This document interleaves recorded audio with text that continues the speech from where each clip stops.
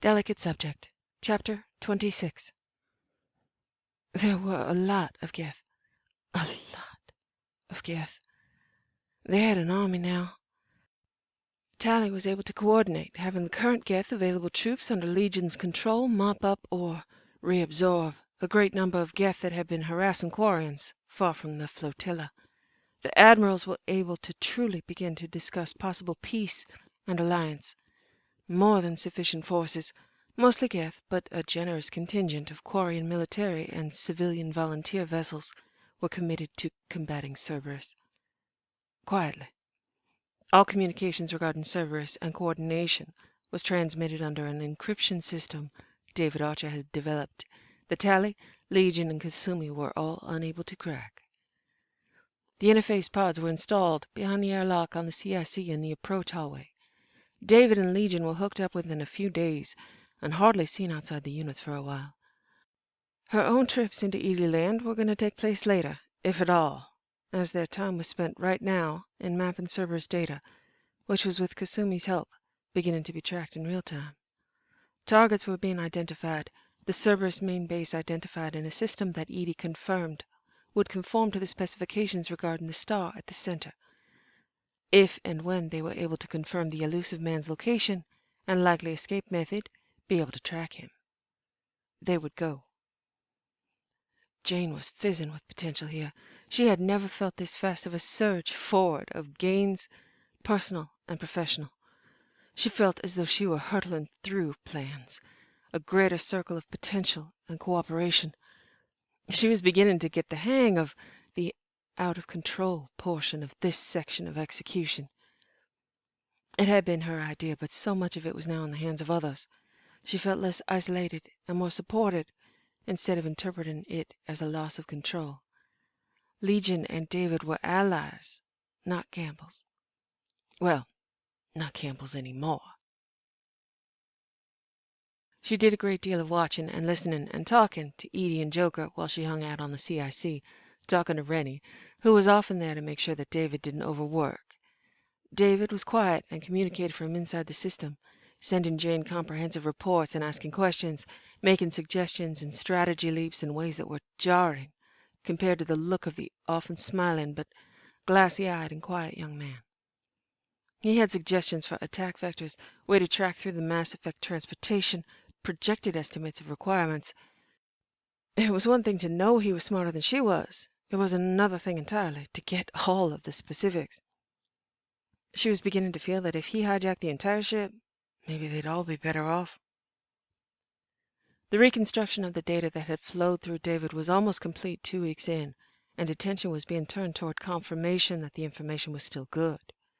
They got more information than they could process immediately, a huge glut, depending on David's and Legion's coordination to be able to direct their attention to the likely targets.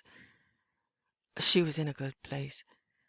Granted, this was less than 1% of the total war, and they weren't even approaching dealing with Reaper forces yet, but she'd take it. She wanted Cerberus badly. It was an odd but true construct of sentiment, the fact that Cerberus had intended to stand up for human rights and instead was decimating them. Cerberus was emotionally worse than the Reapers, who were so alien to her experience that she could not empathize with them, did not understand their motives, could not get in their heads. She could get into the elusive man's head too easily. The betrayal, the stab in the back, was worse than the frontal assault. The damage Cerberus could do was a tiny fraction of the damage Reapers had done, but she wanted them more. Maybe because it was entirely achievable, but also because she considered it to be her fight personally. More odd constructs in the mix. Cerberus had given her back her life at great cost, also personally at the elusive man's request. It all entwined and tightened along a personally felt cord, an intimacy the Reapers couldn't touch. Getting Legion, David, and Tally to work together had been her idea.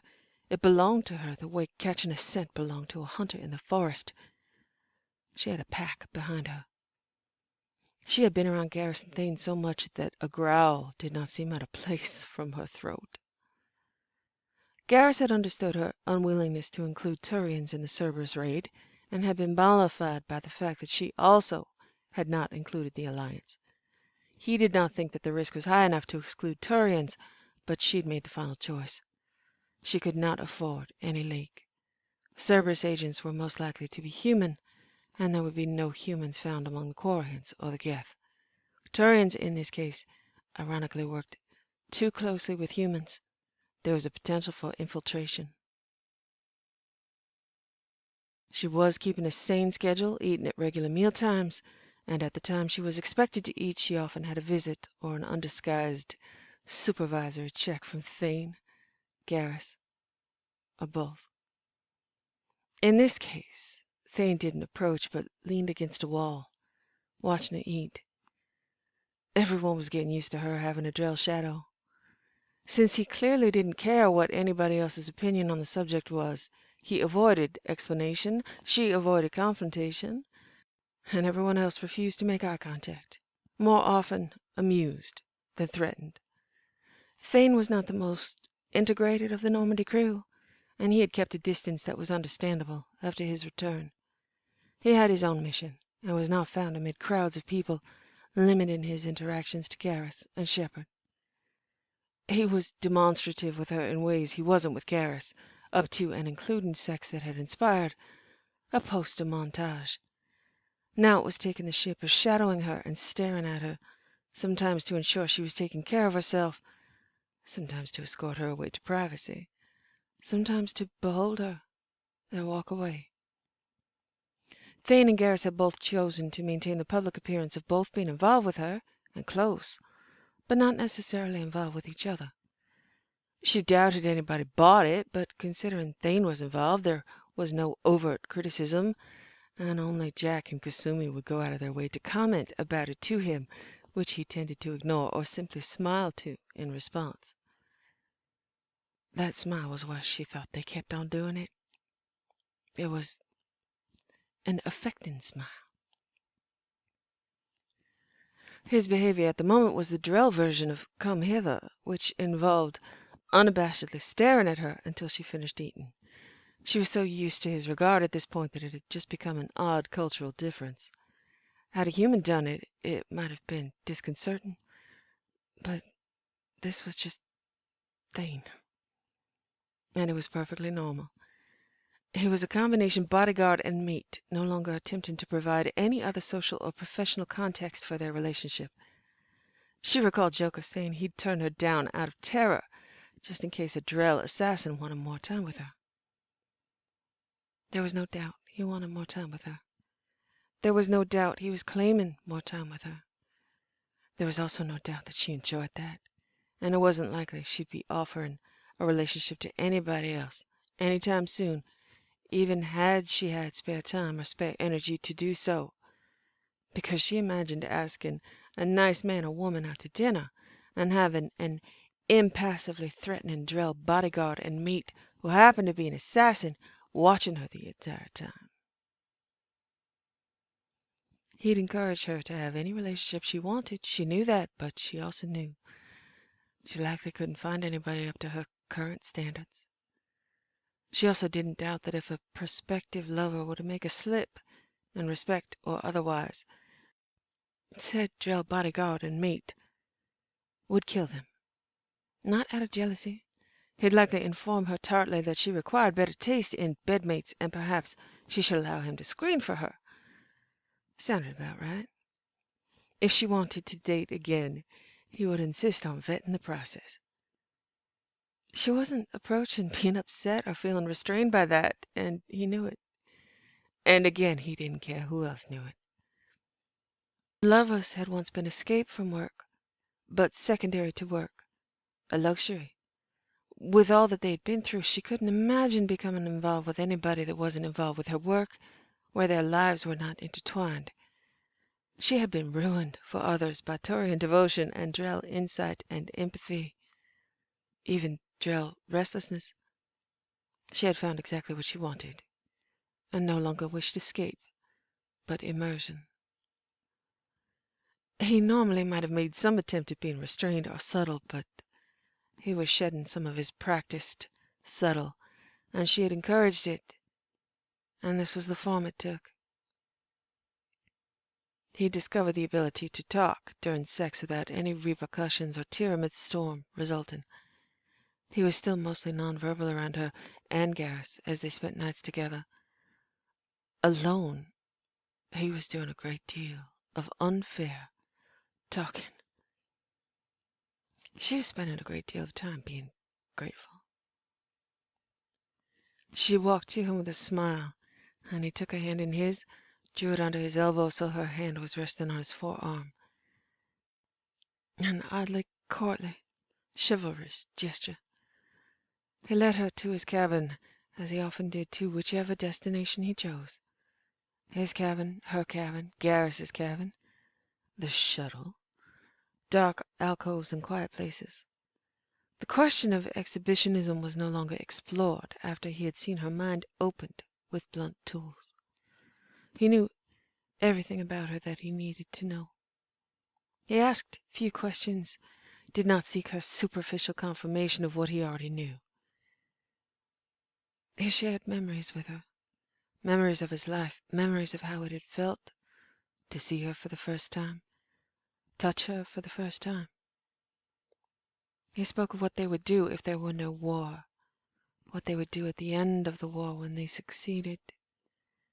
He calmed the racing of her mind by giving her focus, pouring confidence and assurance into her, releasing her from reality as though he had found a catch, some connector that he could unlatch with his hands, with his voice and body, to set her free.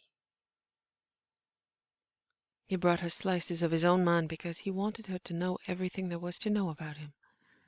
Somewhere he had learned to cut hair, and he spent a great deal of time talking, playing with her hair or steering her to sit, cut it with shining blades, run his fingers through it. It was much longer than it had been, and when she put her hair up, as she had to, he often pulled it back down and rearranged it to his liking. He walked her into his cabin and turned her away from him, slipped his fingers into her hair and the simple elastic, creating a ponytail, disentangled it and pulled it off. She smiled and tilted her head forward, and he began to talk. We will go to Earth, to a desert. I wish to lie beside you under the stars where your people were born, to see the light of your full moon reflected in your eyes, silvering your skin. I do not know enough of Earth custom. Discussion of birthdays revealed my ignorance. There is a great deal to learn. He continued with her hair for a few minutes, rearranging her. Your ceremonies and customs are fascinating. So much of Drell history has been lost. There only remains one marriage ceremony among us. There are so many human customs I doubt even you know them, or most of them. Drell have their wrists bound together, and I had wondered if human tradition had anything similar. Drell venom, in that case, mingles. There is no such thing as venom among humans, but I found that a similar sentiment exists. A blood vow.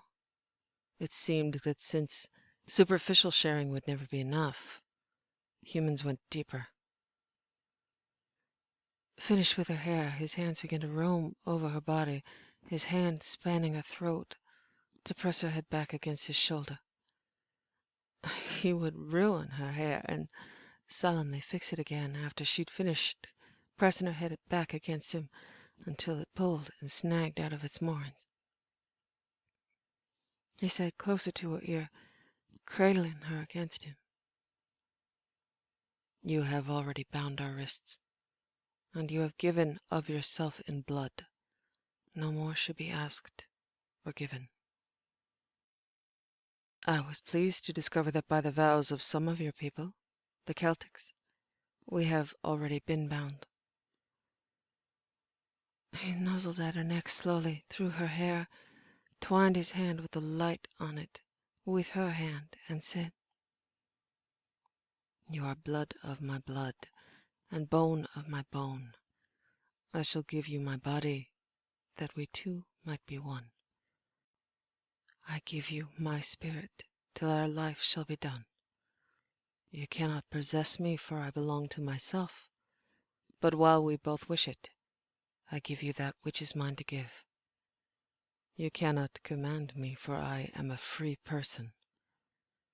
But I shall serve you in those ways you require, and the honeycomb will taste sweeter coming from my hand. Reading those words, I knew you promised that to me before my skin touched yours.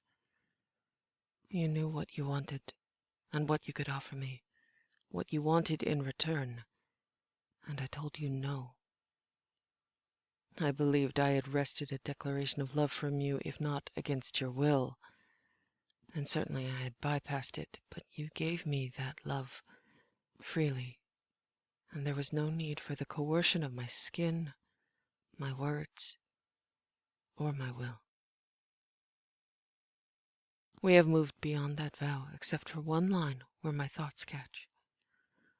You have given your blood and bone and bond, your body and your strength and your truth, but there is one further thing I will have from you. She thought again. You don't ask for much, do you, Krios? But she didn't say it. Whatever he was willing to ask, she was willing to give, or he would not ask. You once asked if I would love you if you provided menial labor on the citadel, and I said I wished to prove I loved you as you were. The vow you will give me is to promise me that you will allow me to serve you in those ways you require. I demand no promise that you keep yourself safe. That is beyond my power, as you belong to yourself, and you are a free person, and I cannot command you. Wherever your path leads, Jane, I demand the right to walk beside you, sit beside you, stay with you. This begins now.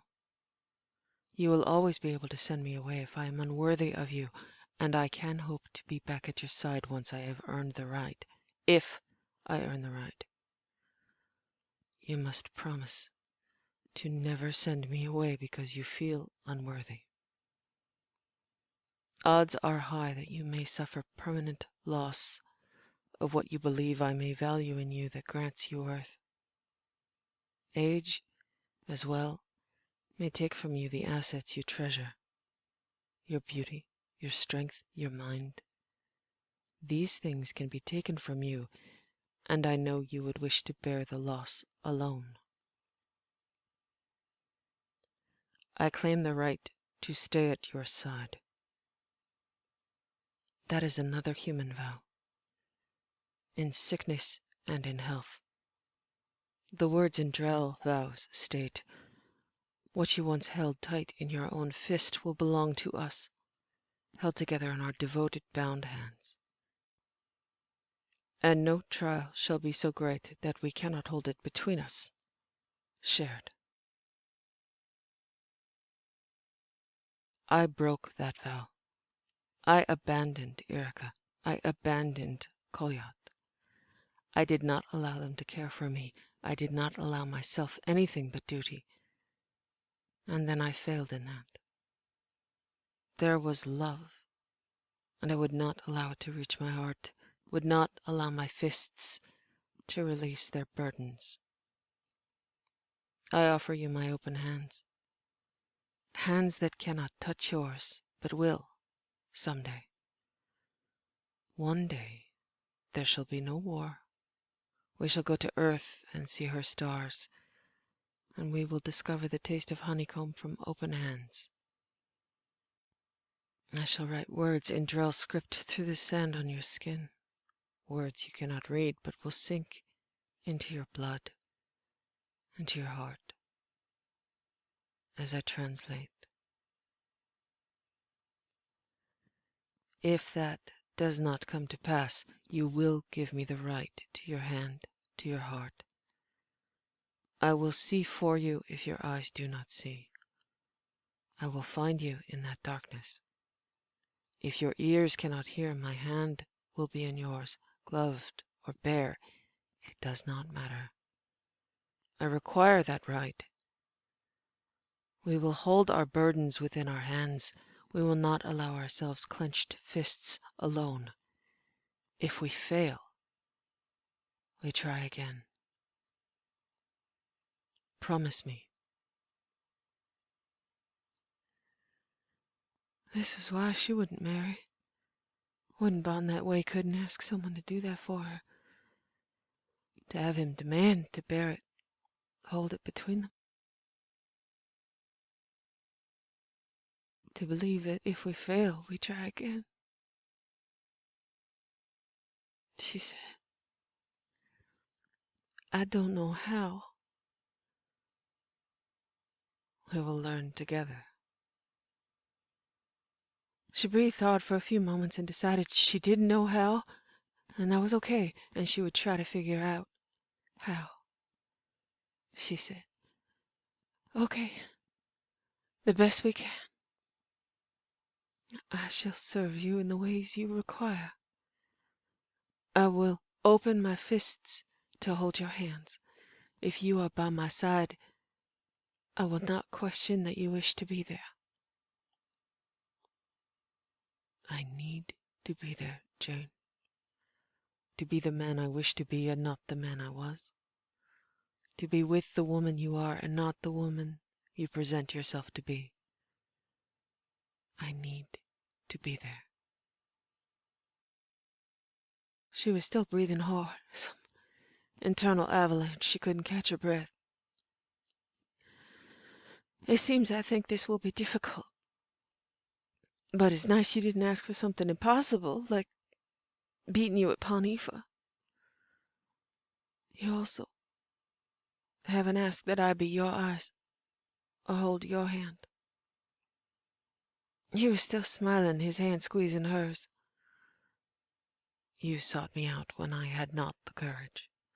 You walked into a room alone, unarmed, terrified, when I wished to return to you, unworthy. I am yours. You know this. You would never abandon me if I told you I needed you. If I could not tell you, you would know the answer for yourself and would not allow me to send you away. A Panifa board does not contain what it is you inspire. I may grasp politics and manipulation, but you grasp hearts and can turn an assassin into a knight, something beyond my power. I need no vow from you, Siha. You have already given beyond my dreams to ask. Of all that I have done, of the things deserving condemnation and death, if you have not sent me away, if you have not denied me the right to be on your side, I will give you no cause to do so in the future. You may choose that I am unworthy for no reason or any of the reasons I have given you, and I will accept that. Of all that you have given me, I will never choose that you are unworthy. There are many things I need never ask. You will give them unasked. His hands left the position they'd held while they spoke. His hand left her throat and the other unlinked from her fingers. Her breath still came hard, a deep flush of apprehension and vulnerability, exposed in one of his favorite words. Unworthy. So he made her more exposed. Of course he did. With him slowly stripping her clothes off and dragging his fingers over her skin, she said, we should revisit that thing about you being a sadist. She was getting used to Thane having a sense of humor. Garrus's influence. I did not cause the pain of your clenched fist, Siha. I only wished to ease the resultant. He cupped her breasts in his palms and said as her nipples darkened and hardened under his fingertips. Strain. Ironically, I don't have much to do with my hands but make fists. Someday you will, Sia. Someday perhaps we will explore that thing about you being a sadist. Until that day. He lifted her and carried her to his bed, put her down on it carefully, and followed her down to the side of her body, his hands roaming over her as he watched her face, her breath, and uncontrollable shudders of her muscles. His mouth was at her ears. One of his fingers moved over her lips, strokes and circles, and then pushing inside for her to suck, pulling back out and painting her lips wet, his other hand roaming from breast to thighs, moving in lazy circles. There are other words I learned. Dowry and dower, human wedding customs. You might think that with all the memories I have of you, with my cock straining as it is right now, that I would remember your mouth on me, or the look in your eyes, or your trembling eyelids when you could no longer keep them open. You were there, Siha, and you were the same, but there is a truth about drill memory that captures a moment too well. If I remember you that way, I must also remember my selfishness, my blindness. I cannot remove myself from my own recollection. I told you I was hunger and death and lies, and that's what I brought you. I saw much of dowry, a gift a bride brought to her husband before marriage, and you brought me everything. As I feared, I did you harm. I gave you no dower, no lasting gift from a husband to a bride, something that would always be yours. I confess this because these moments of you in my arms are the only memories I visit. When I leave here, hard and panting with want, I will need the opportunity to do it again. Hunger for it.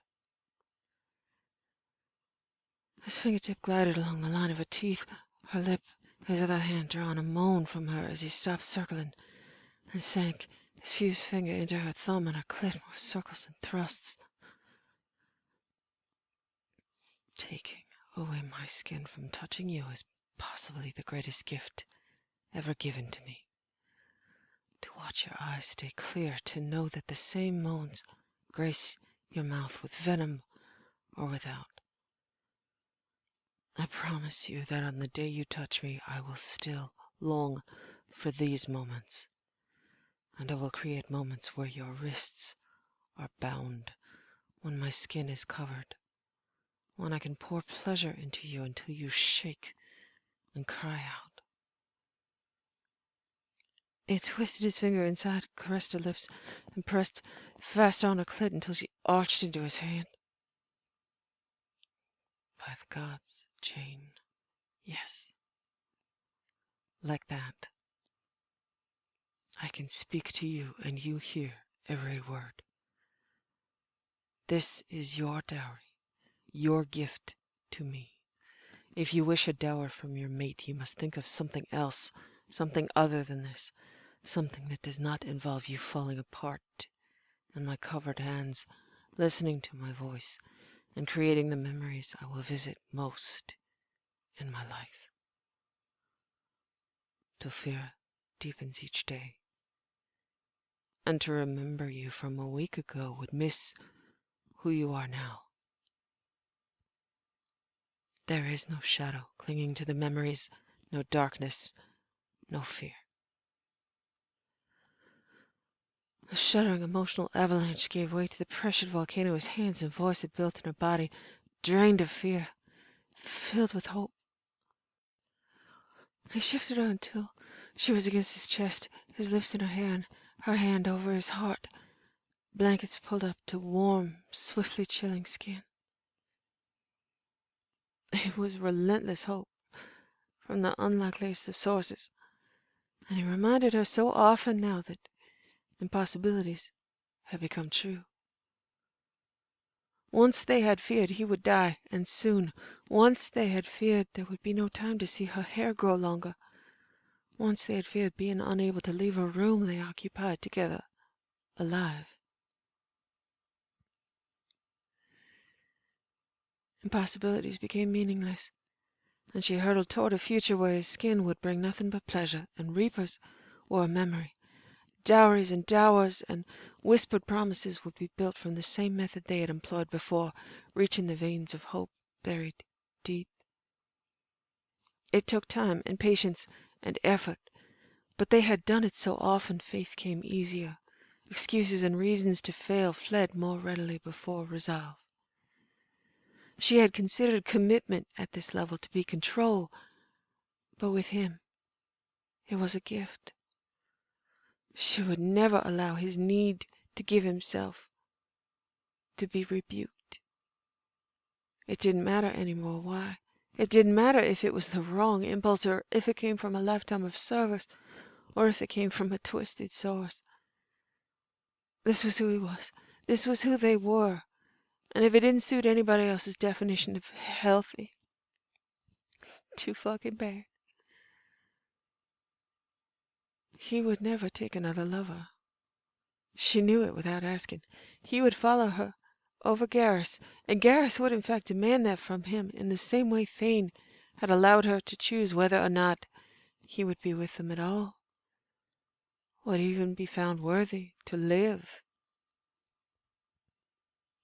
It was all anathema, monstrously unfair. Hopes of even sharing and idealistic, carefully drawn emotional maps were contradicted by the realities of living where territory and boundaries were consumed and obliterated regularly by the emotional equivalent of earthquakes and volcanoes. Her vision of life together had been shown to be hopelessly naive and unsustainable. They had not wanted boundaries, had pretended to accept them, ceded their territory to her, and moved to where she was because that is where they wanted to be, abandoning their own stakes. She would honor his needs as he wished them to be honored, because she would serve him in the things his spirit required. She would give him all the freedom he required, and she would give him all the restriction he required. And she would never let him go or question his presence at her side unless he asked her to. And those words would never pass his lips. He combed his fingers through her hair, rearranging it again to his liking. As she breathed him in, sank down into warm sleep with the image of honey on envenomed fingertips, hope investing the image instead of fear, or as he had correctly redefined it, loss. They would not allow the failures of their bodies to deny them the needs of their spirits.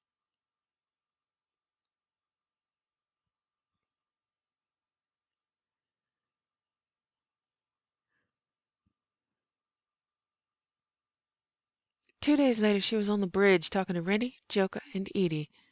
Shepard was trying to talk Joka into using the interface pods. Come on, Joka, think of the opportunities. You always said you needed to feel the ship, know what's happening with her in order to fly. What if you could feel more, be unrestrained inside the system? I can't believe you're balking at the opportunity. He waved his hand dismissively. You can't understand why someone wouldn't want to get their brains broken into pieces and transmitted inside a blind system that could lie to me? Edie said, I would not lie to you, Jeff. You'd lie to me in a second. Not about piloting, though. It's not about you. Rennie asked curiously, Then what is it about? I'd love to try it.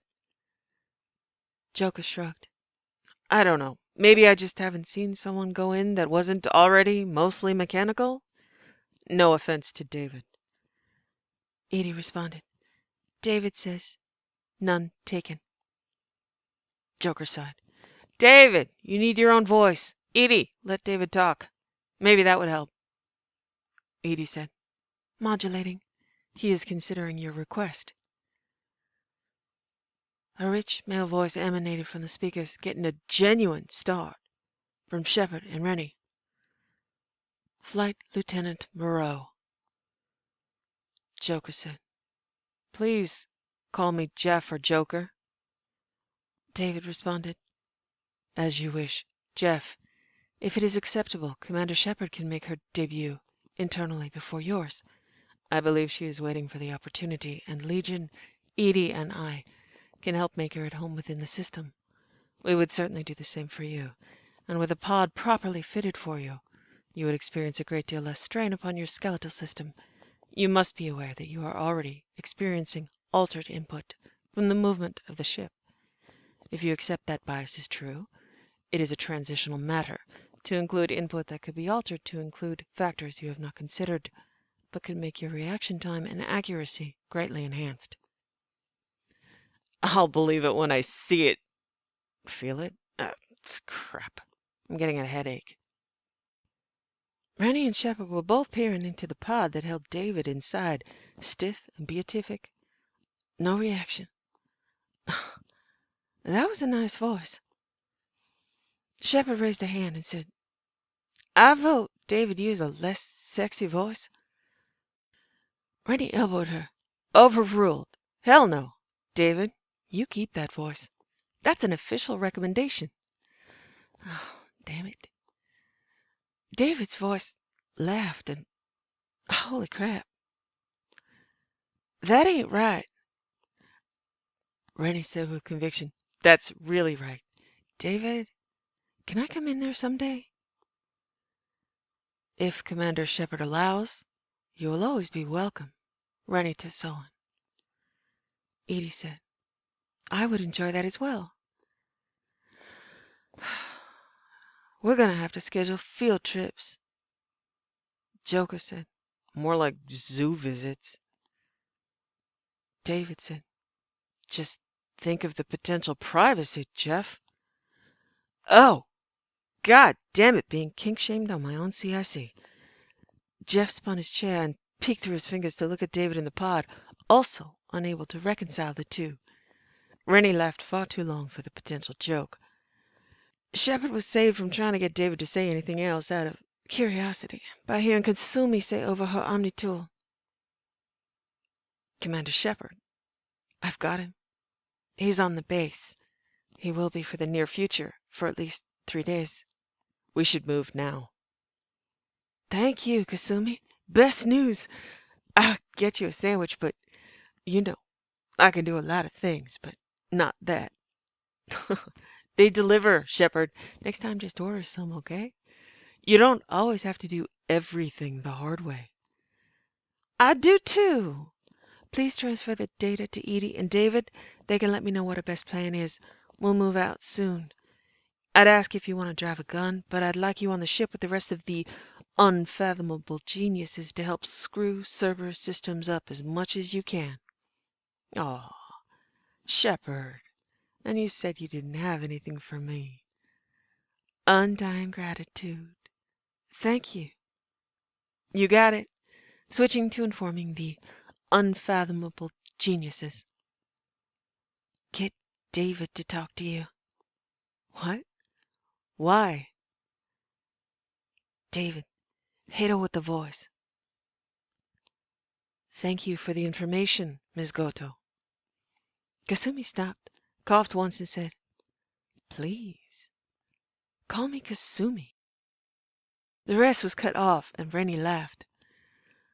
Jane said, So now we wait for the unfathomable geniuses to get me a battle plan, and I try not to trip. David said, If you wish for me to incorporate the directive to not trip in my recommendations, I can do that. I'm happy to welcome another smartass aboard, David. You're in excellent company. Indeed I am. Thank you again, Commander Shepard, for making this possible. Rennie said, Yeah, thank you. Joker said, Hey, maybe I could do that voice thing. I could sound like Odin. Add thunder sounds. Edie said quietly, You should not do that, Jeff. Your voice is what it should be. Joker said after freezing slightly, I have no idea what that means. Jane shook her head and said, Zoo. Definitely zoo. She began to walk off the CIC, and Joker said, "Don't leave me here with the unfathomable geniuses, Shepard." Rennie said, "Don't worry. I'll protect you." Jane said, "I'm glad I have people to shoot. I'm accustomed to weird, but usually I'm the one making people uncomfortable and not the other way around." Her first stop was to Garrus, who was managing his coordination from the battery, as usual. He still did some work in his quarters, but he said the big gun made him feel better. Whatever worked. He liked the hum, and she could appreciate that. She said softly, once she'd gotten his attention, "We did it. He's there at the base. We're moving." Garrus picked her up and swung her around twice, kissed her hard, and said, "So, things we can actually shoot, not marching Geth? Actual bad guys?" "Actual bad guys.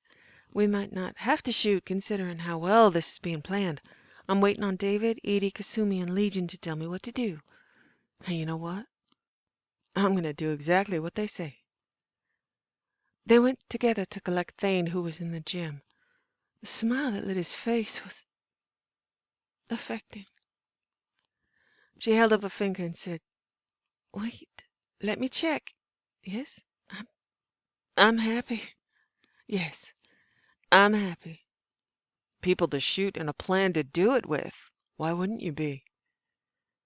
"Who is going with you in the landing party?" "Everyone who wants to go. I've asked Kasumi to stay on board. I don't know if you want to stay with her and coordinate strategy from the ship. That's your call. I had planned on you, Garrus, Legion, Jack." "I am not leaving your side." "That works for me." Garrus looked at them both and said, "I'm so glad you guys can work things out without disappearing for 12 hours and then never speaking of it again." "Baby steps, Garrus. They grow up so fast." "Good. Now that the negotiation is over, I'm not leaving your side either." "That also works for me."